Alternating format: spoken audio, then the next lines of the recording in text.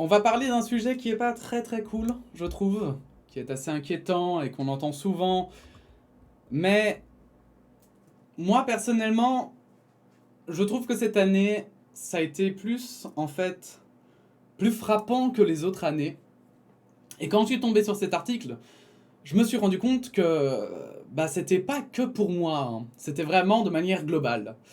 Et plutôt que de fermer les yeux sur ce qui est en train de se passer, je me suis dit autant le regarder en face, justement, pour en avoir bien conscience. Comme ça me motivera à faire encore plus attention et à ne pas perdre de vue ce réchauffement climatique. Donc, on va passer à l'article, un article de la RTBF qui résume le tout. Inondation, canicule, vague de chaleur, tour d'horizon d'un été rythmé par un climat exceptionnel. Alors ça me fait un peu rire parce que déjà il parle d'un été. L'été commence le 21 juin, d'accord? Donc bon, on a encore 2 mois à passer en été. Autrement dit, c'est pas. L'été n'est pas fini, hein. Ça fait un mois, on n'est même pas à la moitié. Enfin, genre. Bon. Depuis le début de l'été, il semble que les catastrophes naturelles se soient multipliées, ne laissant personne indemne. Pays riches comme pays pauvres, victimes tant d'inondations que d'incendies ou encore de vagues de chaleur. On a de moins en moins de flux d'ouest, et donc on a ce vent d'ouest qui balaye moins vite les situations météo. Donc on va avoir des situations météo qui vont être beaucoup plus persistantes dans le temps, indique le climatologue de l'ULiège, Sébastien Doutreloup, l'université de Liège. En conséquence, au lieu d'avoir des situations météo qui à l'époque duraient quelques jours, ici elles vont durer quelques semaines, ajoute-t-il. Il faut dire que les experts ne cessent depuis de nombreuses années d'interpeller sur les dérèglements climatiques et que les catastrophes, elles, ne cessent d'augmenter. Depuis 1990, le nombre de catastrophes a triplé, forçant des millions de personnes chaque année à se déplacer. On compte 7348 désastres depuis l'an 2000. Et en fait, ce que je trouve intéressant, c'est que, notamment avec les inondations en Belgique, j'en avais parlé dans la vidéo concernant les inondations en Belgique, eh bien, euh, en fait, du côté sud du pays, je vais le dire comme ça, mais sur les prévisions des climatologues qu'on voyait toujours passer dans le journal, on voyait la fameuse montée des eaux, et on voyait que ça allait être plutôt le nord du pays qui allait être touché. Bruxelles allait être épargnée, et finalement le sud du pays serait plutôt tranquille aussi. Or, là, les inondations n'ont frappé que le sud du pays. Et le truc qui fait que c'est un peu frappant, c'est que c'est la pluie qui a fait ces inondations, et pas la mer. Et là, ça a été, je pense, un peu la surprise, même s'il y a des gens, voilà, ils se font inonder chaque année, donc ils ont l'habitude. Mais là, ça a été quand même vachement hardcore. Et j'ai l'impression que justement, ça nous a mis un peu devant le fait que non, non, y a personne ne sera épargné par le dérèglement climatique. Il n'y aura pas les riches et les pauvres, enfin, peut-être ça, ça dépendra de l'évolution du système, etc. Mais en tout cas, tout le monde sera touché, quoi. D'une manière ou d'une autre, tout le monde sera touché. Parce que même si t'es pas à côté de la mer, en fait, tu vas te taper la pluie, puis sinon des vagues de chaleur infâmes, etc., etc. Bref, en fait, il y a tellement de choses qui peuvent nous arriver sur Terre que qu'on a intérêt à que ça n'arrive pas du tout en fait. Et alors que la COP26 aura lieu à Glasgow en novembre prochain, plusieurs scientifiques de premier plan estiment que les signes vitaux de la Terre s'affaiblissent et s'inquiètent de l'imminence possible de certains points de rupture climatique. Tour d'horizon en images sur un été rythmé par les désastres et événements climatiques exceptionnels. Inondations historiques en Belgique. Impossible de ne pas commencer par les inondations historiques qui ont frappé la Belgique. Elles ont eu lieu les 14 et 15 juillet dernier. Le 20 juillet était déclaré jour de deuil national. Ces inondations historiques ont laissé 202 communes sur les 262 que la Wallonie compte sont déclarées sinistrées et seront admissibles au fond des calamités. De nombreuses personnes ont vu leur maison et tout ce qu'ils possédaient être détruit par les eaux. En Belgique, on déplore également 41 victimes, et depuis les alertes météo se succèdent. Et encore le week-end dernier, les fortes pluies ont provoqué des inondations sur la région de Mons-Borinage en fin d'après-midi. Elles ont provoqué des inondations à Outrange, à Saint-Ghislain. Le centre d'un village s'est retrouvé sous eau, plusieurs maisons ont été inondées. Ces inondations ont également touché très fortement les Pays-Bas et l'Allemagne, où 180 personnes ont perdu la vie. Et ça, c'est la fameuse photo des coulées de boue qu'il y a eu. C'était, je pense, hein, Ah non, ça c'est un barrage, hein. Autant pour moi. Mais bref, qu'importe, c'est la merde. C'est ça qu'il faut retenir, mesdames et messieurs. Qu'allais-je dire? Oui, j'ai vu aussi un article justement sur le fait qu'il commençait à se dire, mais putain, ce réchauffement climatique va nous coûter plus cher finalement que d'agir dans le sens inverse. Et bah, quand tu vois que justement, tu as 200 communes qui sont voilà, sinistrées sur 262, tu te dis que putain, il était temps de se rendre compte que ça allait toucher tout le monde. Parce que autant je trouve qu'en tant que citoyen, bon, on doit faire attention et on fait, enfin, je veux dire, on fait attention à notre niveau, etc. Et bon, c'est important. Autant au niveau politique, ils devraient savoir pour la plupart, parce qu'en politique, tu dois quand même gérer pas mal de choses importantes et dont certains aspects scientifiques quand même du monde. Et ça, ils auraient dû au moins, parce que les rapports, etc., ils étaient donnés aux politiques, pas forcément, je veux dire, dans les mains du citoyen. Ils auraient dû savoir que ça allait commencer à être vraiment la méga merde à ce point-là et se bouger le cul un peu plus vite. D'ailleurs, c'est vrai que j'y avais pas pensé. On va passer vite fait sur le tweet. Sur le tweet que j'avais vu... c'est où? Ah oui, ici. Sur le tweet que j'avais vu de comment il s'appelle les bonnes questions, Nespo, voilà, où ils expliquent d'ailleurs très bien à quel point quand même on se fait carotte en tant que citoyen et à quel point les politiques, et j'ai envie de dire même plus largement en fait, je veux dire même pour le coup c'est aussi des personnes aisées, eh bien ne se rendent pas compte de la merde que va représenter le réchauffement climatique et à quel point, là, maintenant, ils font des systèmes qui sont ultra puants. Bref, les bonnes questions qui dit... Vous vous souvenez du système de droit de polluer, le système ETS, dont on parlait dans la vidéo qui est responsable du réchauffement climatique. Vous avez déjà conseillé les bonnes questions, je vous les reconseille. De Morgan révèle aujourd'hui, donc De Morgan, journal du nord du pays, néerlandophone, révèle aujourd'hui que pour compenser la baisse de leurs émissions, les 243 entreprises les plus polluantes de Belgique vont recevoir 7,3 milliards de la part de l'Union européenne. On ne sait pas trop ce que c'est censé compenser parce que leurs émissions ont baissé de 1% par an en moyenne dans les dernières années et stagnent depuis 2015. On parle de multinationales comme Exxon, Total ou ArcelorMittal. Bref, ces entreprises ne vont pas payer un cent sur une grande partie de leur pollution parce que l'Europe continue de distribuer des droits de polluer gratuits comme si c'était des bonbons à la menthe. Et parce que, spoiler, ce système marche pas. Ou plutôt si, il marche très bien pour permettre aux entreprises polluantes de s'en mettre plein les fouilles au nom de la lutte pour le climat. Dégoûtant. À quand des normes contraignantes sur leur pollution plutôt que des incitations qui ne règlent rien?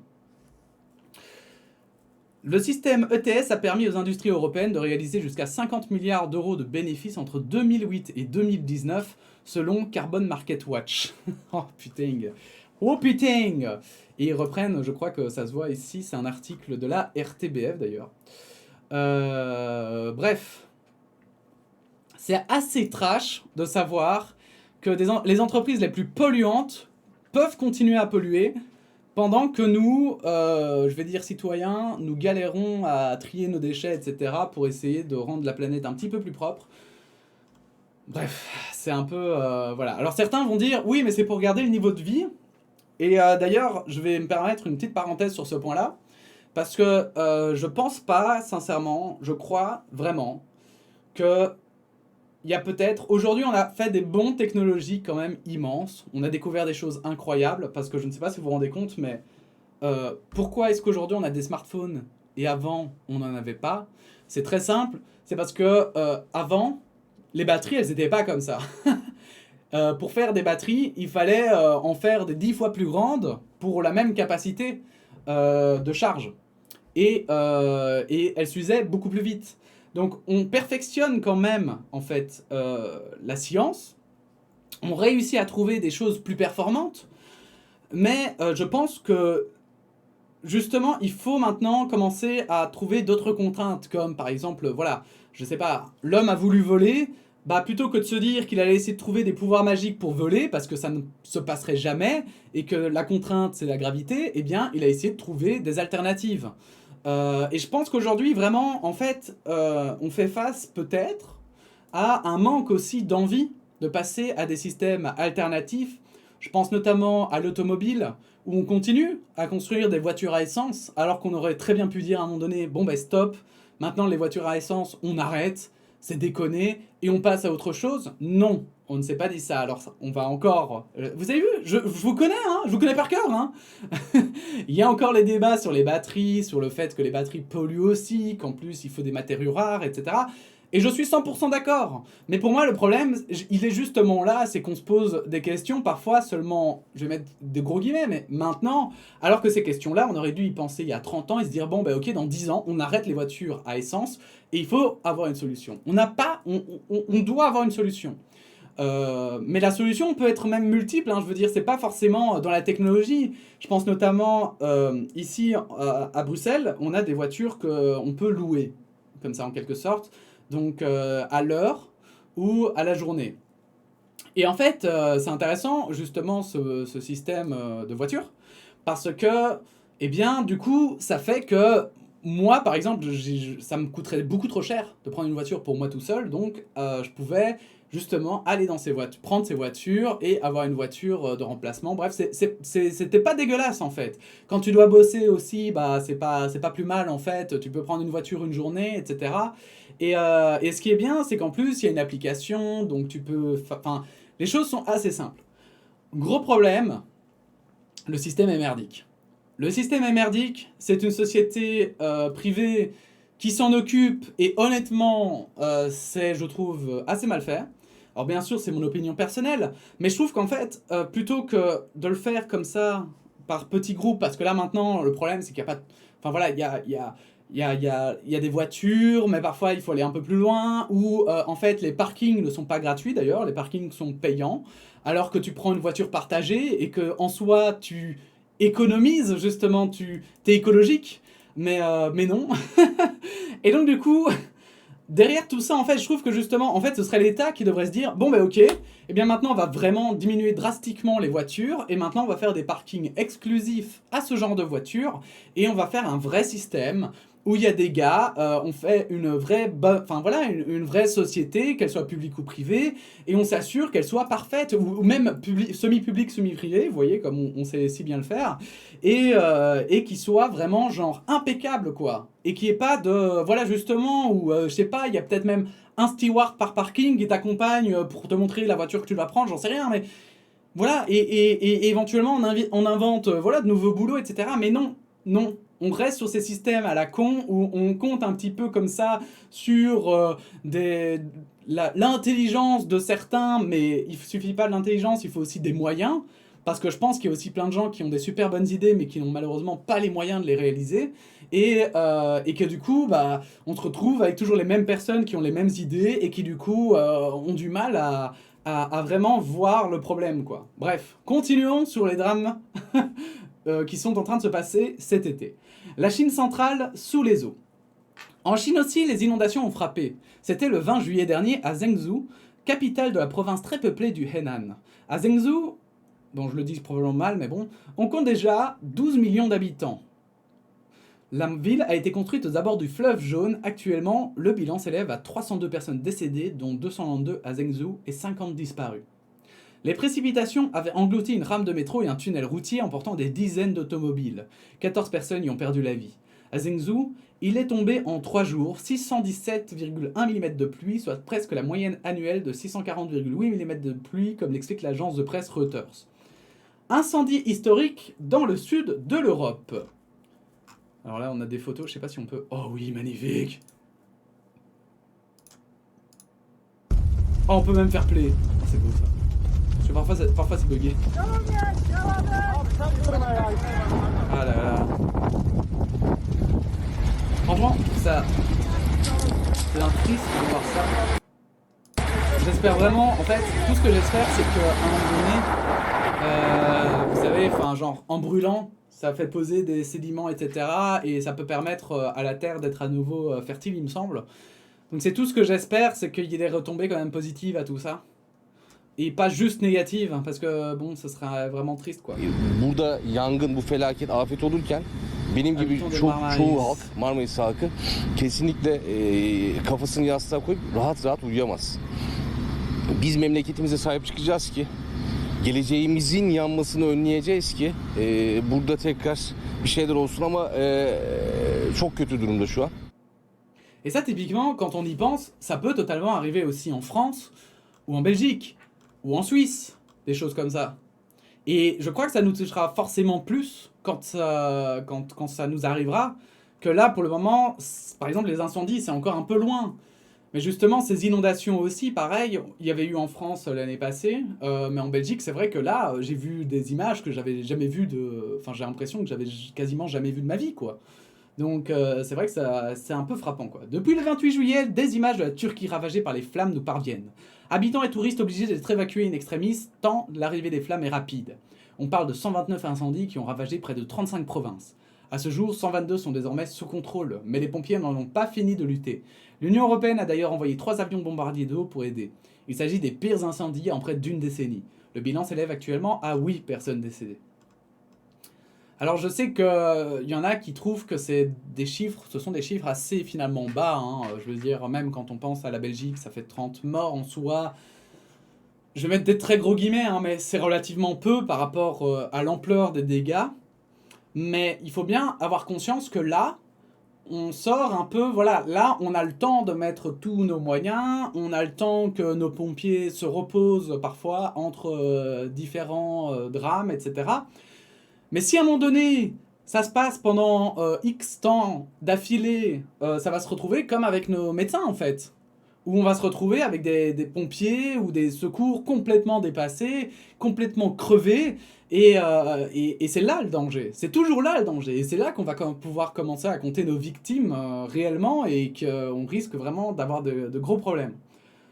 Peut-être que avant être guerrier c'était c'était le métier le plus honorable, ben peut-être que dans le futur ce sera être pompier et ce sera peut-être la guerre du futur finalement, se battre contre les tempêtes et je vais dire de manière générale la nature. La Turquie n'est malheureusement pas la seule à être touchée par les incendies. Plusieurs incendies sont en cours ou à peine maîtrisés dans le sud de l'Europe également. C'est le cas notamment en Grèce ou dans le nord du Péloponnèse, les flammes ont ravagé habitations et cultures agricoles, dans des zones où la population dépend de l'agriculture et du tourisme. L'île de Rhodes est aussi en proie aux incendies et des pompiers luttent toujours actuellement contre les flammes. Plus de 3000 hectares de pinèdes et d'oliveraies ont brûlé en Archaïe, près de Patras, sur la péninsule du Péloponnèse, selon les estimations de l'Observatoire national d'Athènes qui s'est appuyé sur des images du satellite environnemental européen Sentinel-2. Près de 13 500 hectares ont brûlé en Grèce depuis le début de l'année, contre une moyenne de 7 500 à ce stade de l'année entre 2008 et 2020. Les émissions de gaz à effet de serre accroissent la puissance, la durée et le rythme de répétition des vagues de chaleur, selon les scientifiques. Depuis le 29 juillet, la Grèce traverse une vague de chaleur intense. C'est la pire canicule depuis 1987, selon le Premier ministre Kyriakos Mitsotakis. Cet épisode devrait atteindre un pic ce mardi, avec des températures de 45 degrés. Et quand je pense que nous, on n'a même pas encore eu l'été, je me dis, mais est-ce qu'on va aussi atteindre des pics pareils ? Après les inondations, où on avait des pics de pluie intenses, on va se taper des pics de chaleur, enfin bon bref.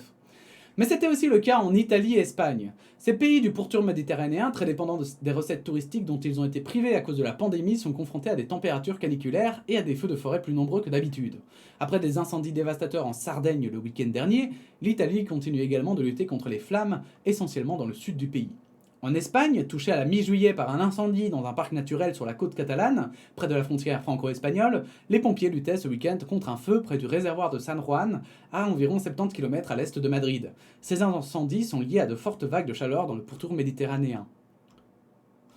Et en fait, par exemple, pour ce qui est des inondations, je me dis, justement, on sait que maintenant, les températures vont être de plus en plus extrêmes. Donc, quand il va pleuvoir 10 fois plus fort, et que quand il va faire chaud, il va faire 10 fois plus chaud. Et donc, en fait, par exemple, je trouve qu'aujourd'hui, on parlait notamment de l'or bleu, de l'eau qui allait poser peut-être problème dans le futur. Et je me dis, putain, mais on a intérêt à savoir, par exemple, technologiquement, gérer cette eau, en fait.